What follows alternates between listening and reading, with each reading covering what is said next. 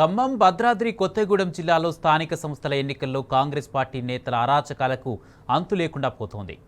బుజ్జగింపులు, ప్రలోభాలు పనిచేయకపోవడంతో బెదిరింపులు, దాడులకు తెగబడుతున్నారు. అడుగడుగున అధికార పార్టీ దుర్వినియోగానికి పాల్పడుతున్నారు.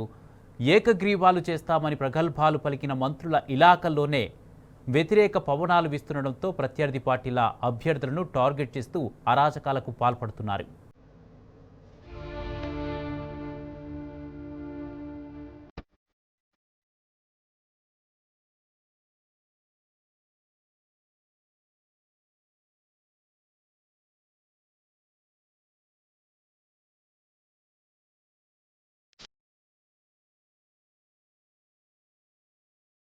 ఖమ్మం, భద్రాద్రి కొత్తగూడెం జిల్లాల్లో స్థానిక సంస్థల ఎన్నికలు ఉద్రిక్తతల మధ్య కొనసాగుతున్నాయి.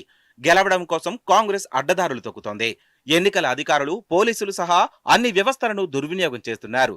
ప్రత్యర్థి పార్టీల అభ్యర్థులను కిడ్నాప్ చేసినా, నామినేషన్ పత్రాలు చించేసినా, ఏకంగా దాడులు చేసినా పట్టించుకునే నాదుడే కరువయ్యాడు. అధికార కాంగ్రెస్ నేతల మీద ఫిర్యాదు చేసేందుకు వెళ్లిన వారిని పోలీసులు నిర్బంధాలకు గురి చేస్తున్నట్లు ఆరోపణలున్నాయి. కొన్ని నియోజకవర్గాల్లో అయితే పోలీసులే ఫోన్లు చేసి బెదిరిస్తున్నారని బీఆర్ఎస్ అభ్యర్థులు వాపోతున్నారు. అధికార పార్టీకి ఎదురు వెళ్లొద్దని ఒకరు, కేసులు పెడతామని ఒకరు, ఎలా గెలుస్తారో, ఊళ్ళో ఎలా ఉంటారో చూస్తానని మరొకరు, ఇలా పోలీసులే కాంగ్రెస్ ఏజెంట్లుగా మారి వార్నింగులు ఇస్తున్నారు. దీంతో ఒకప్పుడు అభివృద్ధికి కేరాఫ్ గా ఉన్న పల్లెలు ఇప్పుడు కాంగ్రెస్ అరాచకాలకు వేదికయ్యాయి.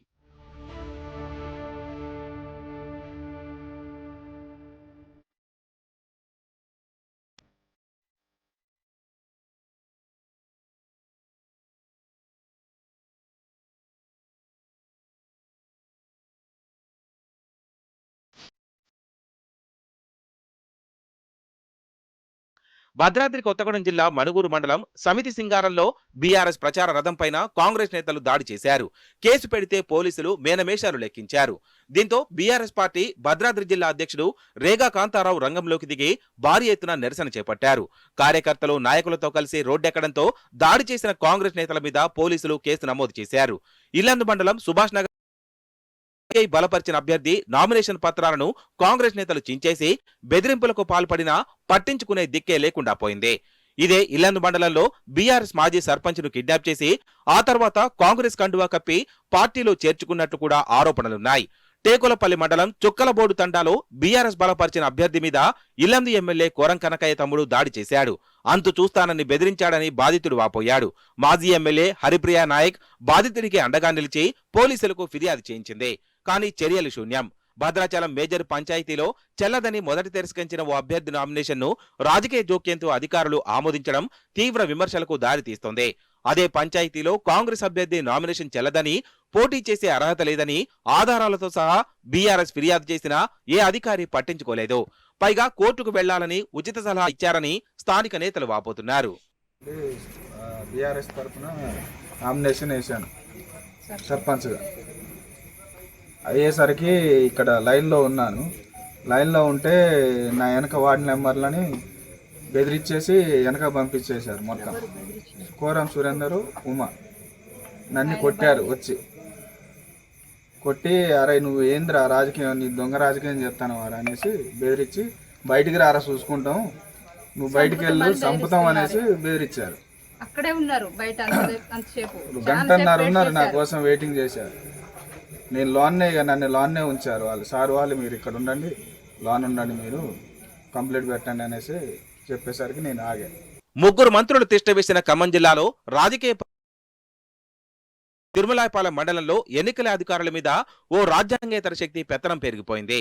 ఆయన ఏం చెబితే అది చేయడం తప్ప మరో దారి లేదు. సోలిపురం పంచాయతీలో నిర్ణీత సమయంలోపు క్యూలో లేని వ్యక్తుల పేరుతో అర్ధరాత్రి 11 గంటలకు నామినేషన్లు దాఖలు చేశారని బీఆర్ఎస్ ఆందోళన చేసింది. అయినా ఆ నామినేషన్లు తిరస్కరించలేదు. పోలీసులు రివర్స్ లో బీఆర్ఎస్ నేతలపై ఆగ్రహం వ్యక్తం చేసి బెదిరించి పంపించేశారు. ఇక హుస్నాబాద్ పంచాయతీలోనూ అదే పరిస్థితి. ఏకగ్రీవమైన పంచాయతీలో గుట్టు చప్పుడు కాకుండా ఓ అభ్యర్థితో నామినేషన్ వేయించి బీఆర్ఎస్ గెలుపును అడ్డుకోవాలని కాంగ్రెస్ కుట్ర చేసింది. ఇదేంటని ప్రశ్నించిన బీఆర్ఎస్ నేతలపై దాడులు, బెదిరింపులు తప్పడం లేదు. రఘునాథపాలెం మండలంలో ఏకంగా ఓ పోలీస్ అధికారే బీఆర్ఎస్ నాయకులను హెచ్చరించారట. కొన్ని పంచాయతీల్లో బీఆర్ఎస్ అభ్యర్థులకు కాంగ్రెస్ నేతలు వాట్సాప్ కాల్ చేసి చంపుతామని బెదిరిస్తున్నారని కూడా వాపోతున్నారు.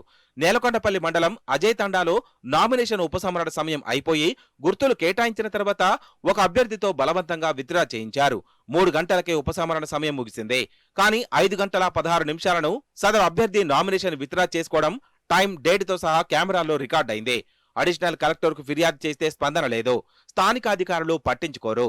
ఓ మంత్రి గారి కార్యాలయంలోని రాజ్యాంగేతర శక్తి ఒత్తిడి అటు అభ్యర్థి అటు అధికారులు నోరు మూసుకొని చెప్పింది చేశారని సమాచారం. ఇక మదిరి నియోజకవర్గంలోనూ ఇదే తంతు. చింతకాని మండలంలో జరిగిన మర్డర్ స్థానిక ఎన్నికల కోణంలోనే జరిగిందని సిపిఎం ఇప్పటికే ఆరోపిస్తోంది. బీఆర్ఎస్ నేతలపై బెదిరింపు ప్రలోభాలు కొనసాగుతూనే ఉన్నాయి.